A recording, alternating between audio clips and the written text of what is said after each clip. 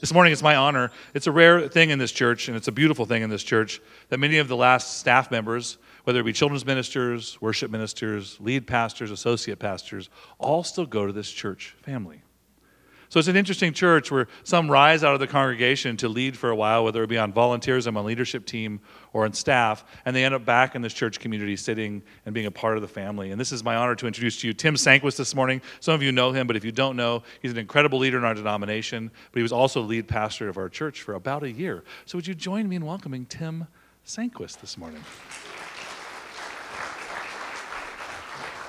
Do you want me to say more about you, or are you good? That's good. Here you go.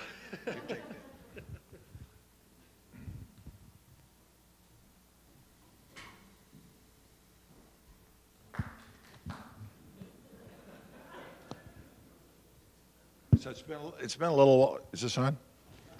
It's been a little while since I've done this, so I don't even know where my notes go. But we should do something fun this morning.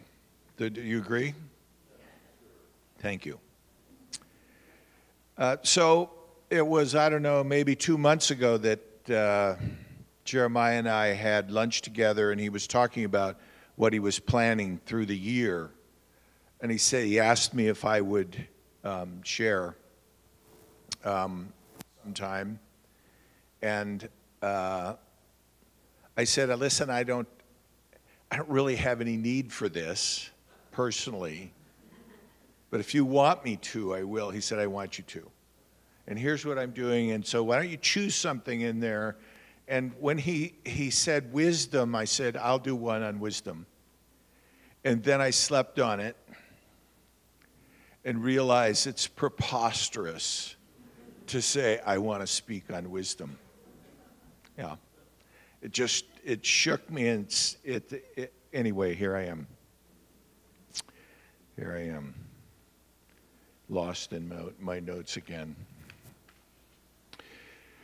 So, Jeremiah has spoken 3 times on wisdom. Great stuff through Ecclesiastes and some of the wisdom literature in the Old Testament, and great application to our living. And after I stopped learning how to spell preposterous, I thought, okay, Tim, you've done a little work on wisdom in the years past, and you could probably look for that somewhere in a stack, and you could get a little bit of a head start.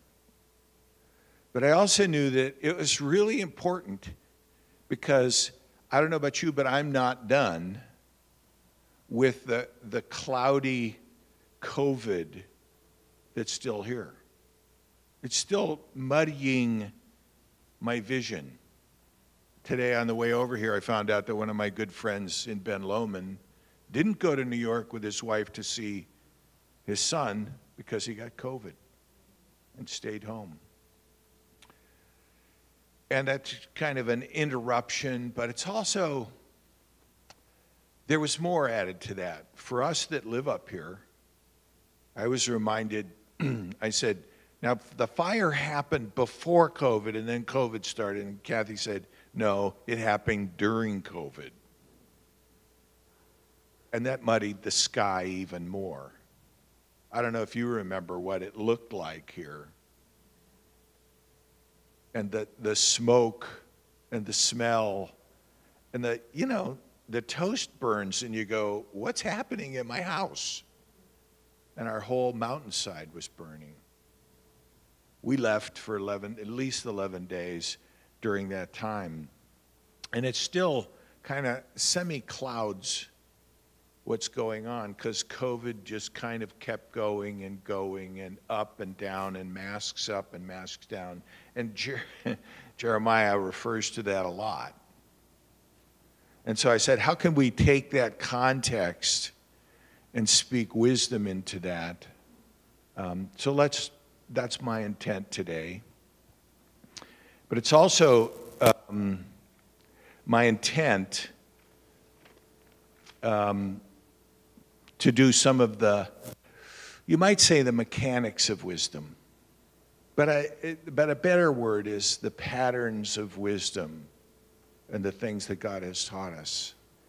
And so I'm going to do that to you. In fact, I'm going to give you the answer on the first page to the story we're going to do today, so that you can just hold it for the next few minutes while we do that, while we do the rest of our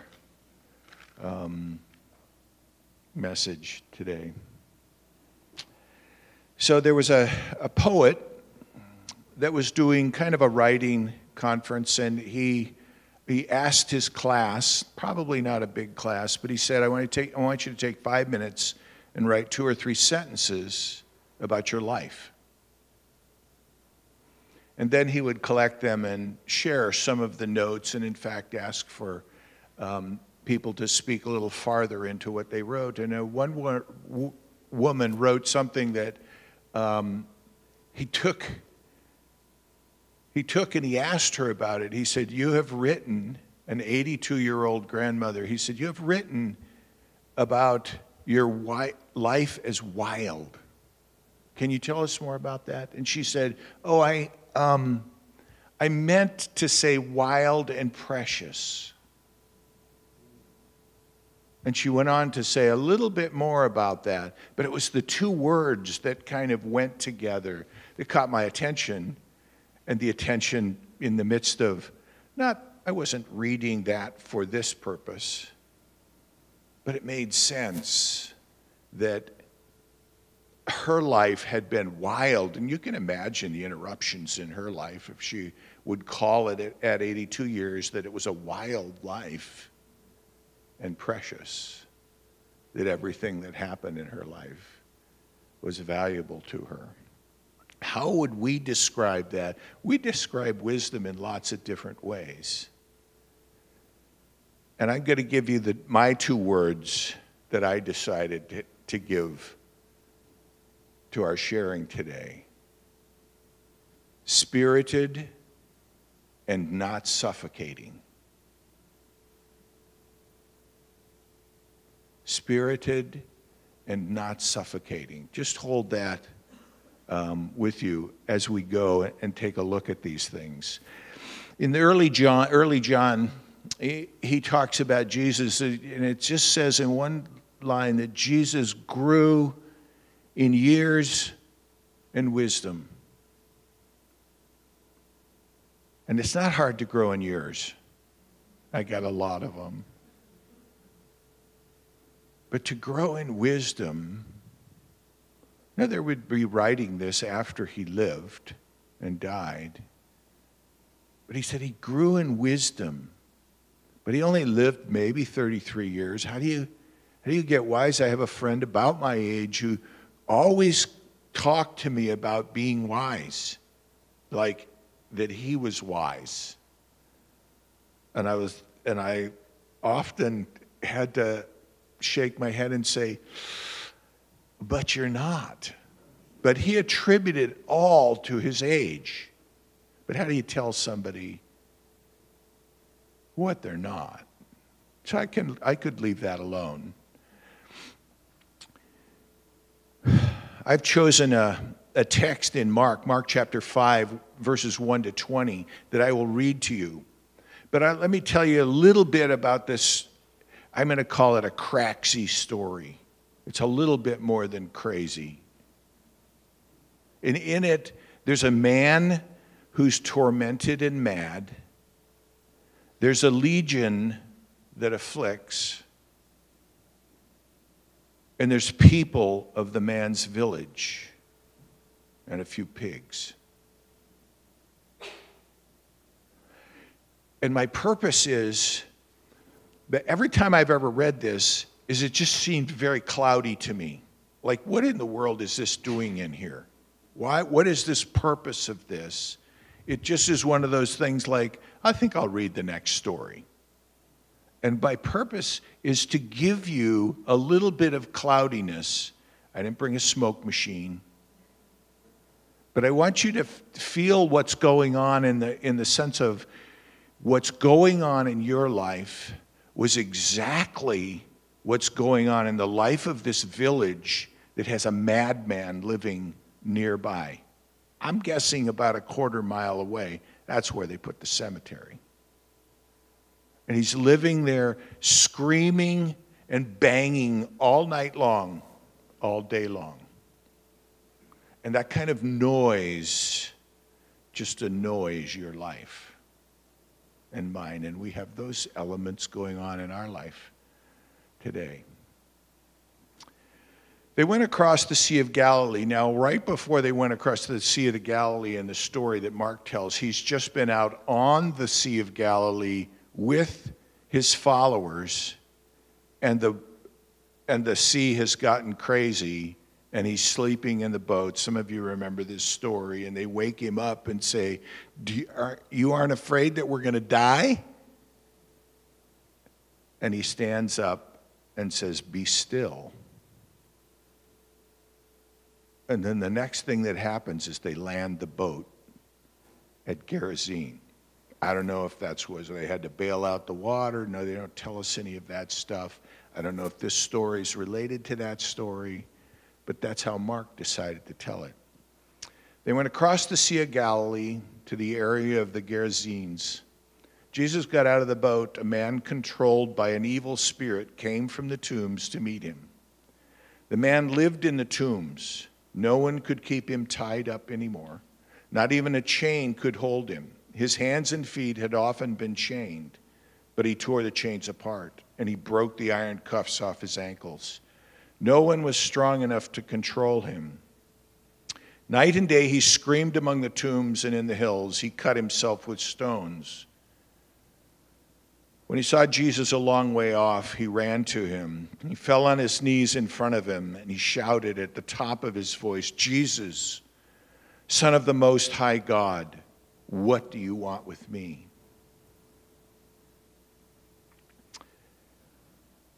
Swear to God that you won't hurt me. This was because Jesus had said to him, come out of this man, you evil spirit. Then Jesus asked, what is your name? My name is Legion, he replied. There are many of us. And he begged Jesus again and again not to send them out of the area. A large herd of pigs was feeding on the nearby hillside, and the demons begged Jesus, send us among the pigs, let us go into them. Jesus allowed it, and the evil spirits came out of the man and went into the pigs. There were about 2,000 pigs in the herd. The whole herd rushed down a steep bank, and they ran into the lake and drowned. Those who were tending the pigs ran off. They told the people in the town and countryside what had happened. The people went out to see for themselves.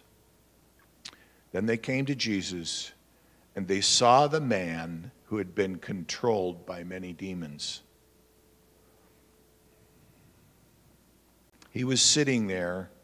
Now he was dressed and in his right mind. All this made the people afraid.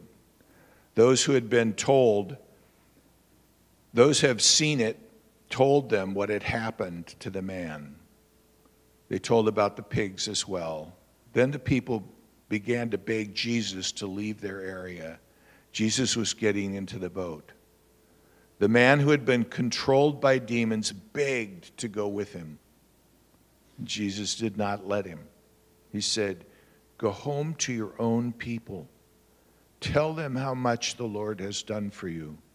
Tell them how kind he has been to you. So the man went away. In the area known as the 10 cities, he began to tell how much Jesus had done for him, and all the people were amazed.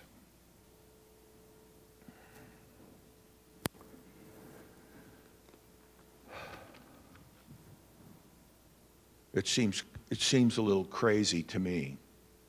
Thank you for letting me pick this text to show a picture of how God does something, and Jesus walked in it and did these things.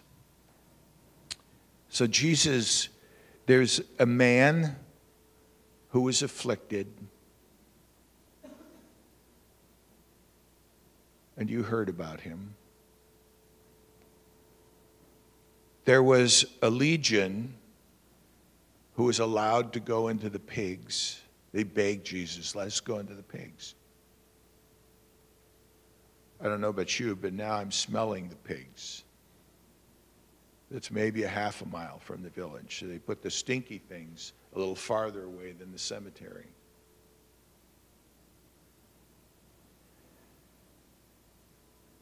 But the people of the town, his town, came and saw him dressed and in his right mind. He was one of their sons, one of their people. That they had treated him inhumanely, like worse than their dogs. And Jesus said, no, don't go with me. Your people need you. Tell them what's happened.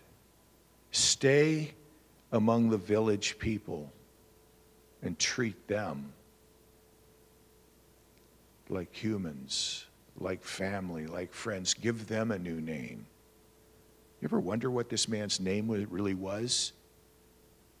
It was really, his name wasn't Legion. That was what afflicted him. We kind of get stuck with that sometimes. That something that is tormenting us becomes who we are. We are not what afflicts us. Laced in the story is things that oftentimes we don't see, because I don't even know what I'm looking for when I read this. The smokiness and the cloudiness and the fogginess of it stands out to me.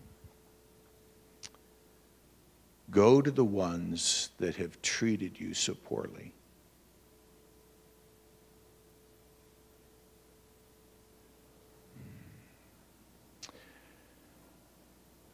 So what's wisdom look like?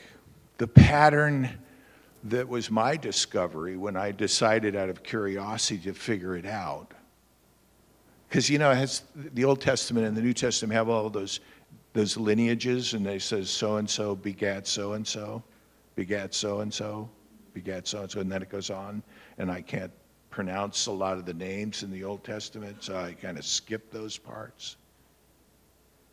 But one time I was curious, and so I decided to look at Proverbs and say, how do these things get to where they are?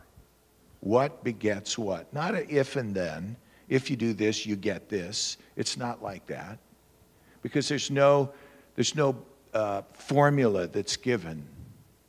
But in 30 Proverbs, I chose about 30 words to say, how do we get from here to here to here to here? And in the end, and it doesn't say this, these are my words from looking around, is it says, knowledge, doesn't say beget, but knowledge, from knowledge comes understanding, and from understanding comes discernment, which is wisdom, meaning the whole of it. Not all of them. I mean, all of the 30 things I was chasing end up in there, but you can't make a list that long to remember. To when it's time to make a good choice, when it's time to make a decision. But the other thing that it added to that, the fifth thing was the first thing, and that was a source of where did this come from? Where does this knowledge come from? Because sometimes knowledge comes from the stock market, sometimes it comes from the car manual, sometimes it comes from other things. People can be wise in other areas of life. But in this particular case, the source seemed to be God. The source seemed to be the words that God had said. And when you attain or when you listen and hang out with those, it starts to come to, oh, I know what they're saying. I understand what's being said. Oh, I had a dad that, some of you know him, and as a 13 to 14-year-old teenager, he knew what was going to happen before it happened. That's not good for a 13 and 14-year-old. At least not this one. I was like I wasn't in it, but somehow I realized as people tell stories, he was a person, he was quite into weird, funky things when he was a kid and was getting away with stuff and prior to meeting the Lord. And so I know, okay, so he has some history with this, but I have 4 older siblings that are still teenagers. When I'm 13 and 14, he's got experience with what's going on. When Tim is thinking this thing, my other siblings had already thought those things when they were 13 and 14. So he'd go, oh, and when you go to school today, this. And you're going, how do you know that? Well, he was some kind of a wise man in many ways, particularly for raising children. But those things, that pattern that's given has been reliable for years, to be able to look and see, to be able, when there's too many things badgering me, to be able to stop and look at the pieces of those like that and be able to say, God, what are you doing in the midst of this? I have a saying that when something weird is happening in somebody's family, when something weird is happening among us, when something weird is happening like wildfires and elections and COVID and all this stuff's going on and it becomes too much to understand any of it, there's a way to stop and pick up the parts of that. And many times it doesn't work by yourself, and it works in community. The community of this village decided the only way to deal with one of their sons who was off his rocker was to tie him up and chain him and allow him to beat himself. Did he beat himself and then scream? Or did he scream and then beat him? We don't know those things. But he was somebody that was outside of what they could manage. But they didn't manage it because his screams and his dealing with rocks wasn't that far away. Day and night they heard one of their people doing that. And Jesus sent him back to care for them with what he gave him. Jesus was, how is it that we take wisdom, which seems to be an Old Testament concept, and merge it with New Testament kinds of understanding of the work of God? So look at how kind Jesus was. He wasn't one of the people that I said, he's in this story, but he's the main character in the story. But he says, go tell all the people how kind God has been. And look at how kind he is to the man who is afflicted. He takes his affliction away and gives him a new name. Look at his kindness toward the demons. They begged him for something. He said, if you really want that. And the people, his kindness, the kind of words that come up to me about what Jesus is like.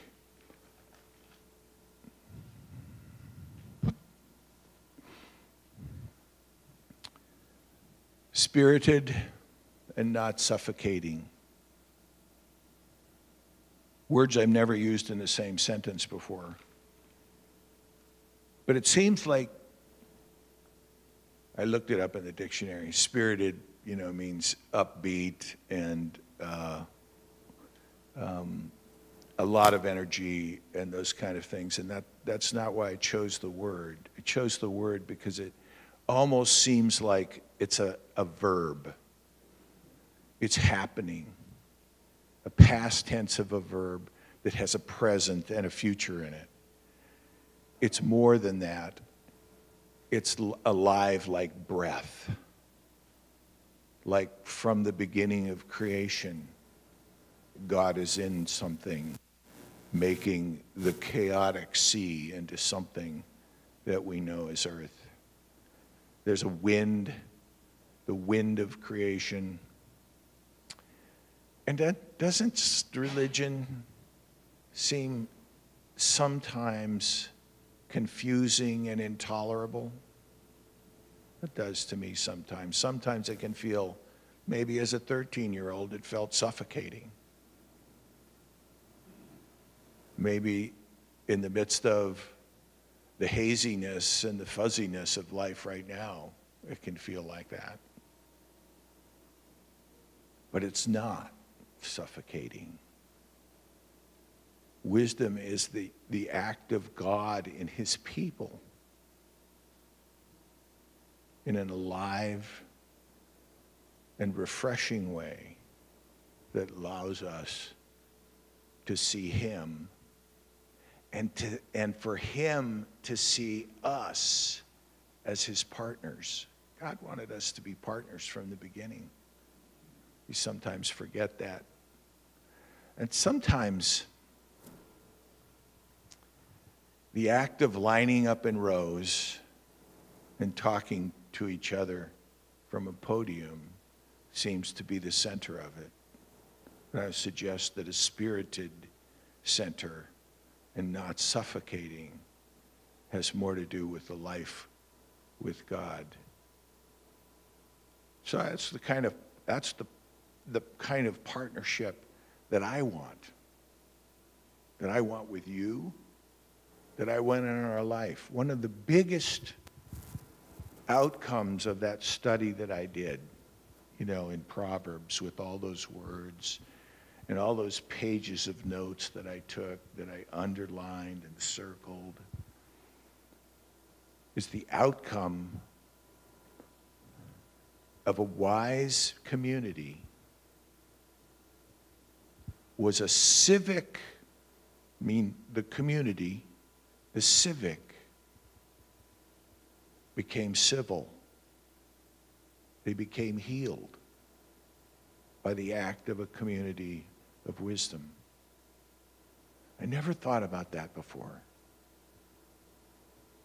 There's other things that are like that when we allow ourselves to grapple with the things of God and come together in those things. And the multiplication explodes through people. That's the kind of community that seems most likely to be healthy. Do we have another song? Is that how we're doing? Is that the list? So why don't you do that now? And then we'll close. Anytime we sing that song, we should know that there's that one word in there that we, even if we knew at one time, we forget. And here I raise my Ebenezer.